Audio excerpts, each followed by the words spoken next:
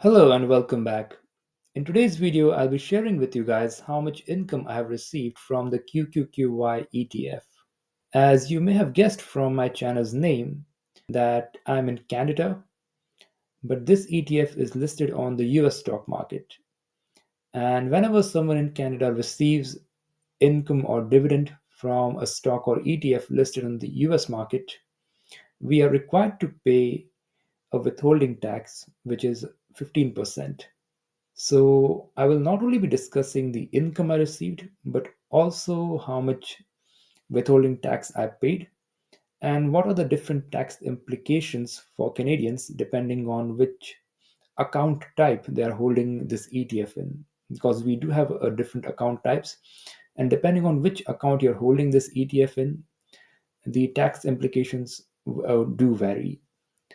In addition, in case you are curious about a general overview about this ETF, I have a separate video of that on my channel.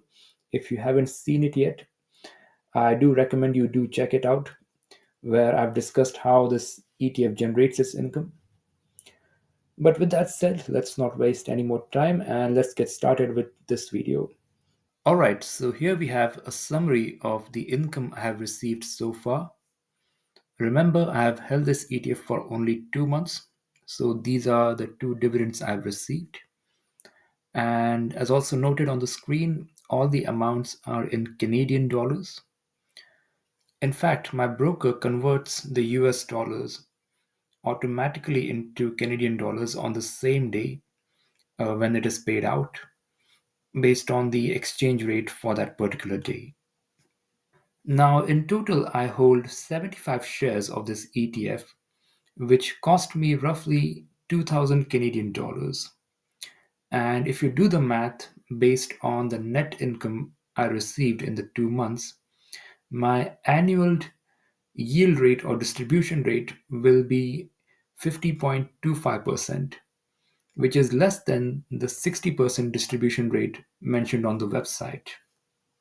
And obviously, that makes sense because I'm paying the additional withholding tax.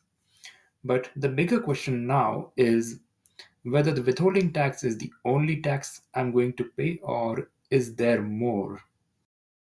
Well, to answer that question, I will need to discuss the different types of accounts we have available in Canada because depending on which account you are holding this ETF in, the tax implications will be different. So let us take a look at the different types of accounts and how they impact the amount of taxes you'll be paying.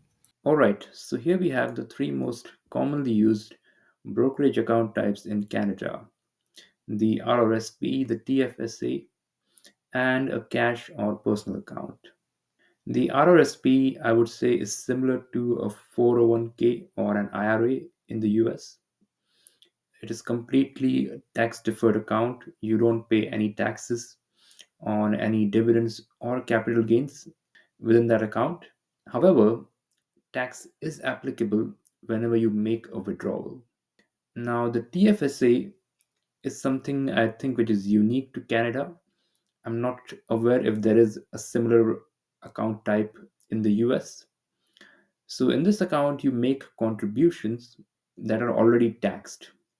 So, similar to RRSP, you are not paying any taxes on capital gains within this account.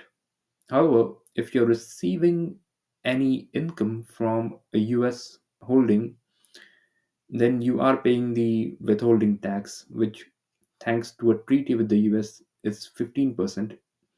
Ideally, it would have been 30%. And lastly, we have the cash or personal account, where you are paying the withholding tax as well as the federal and provincial tax, depending on which province you are in. And also, tax is applicable on capital gains. So, this is probably the least favorite account to have for most people. Certainly not a great account for an income oriented investing style. So, as far as I'm concerned, I actually do hold only the RRSP and the TFSA. And I will go into the cash account once I run out of contribution room in these two accounts. So, Which is the better one though between RRSP and TFSA?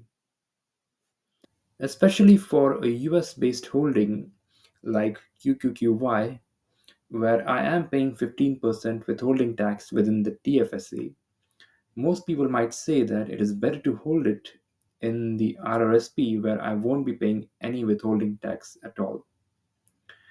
However, I think TFSA is a better choice because in my case, I intend to withdraw those funds.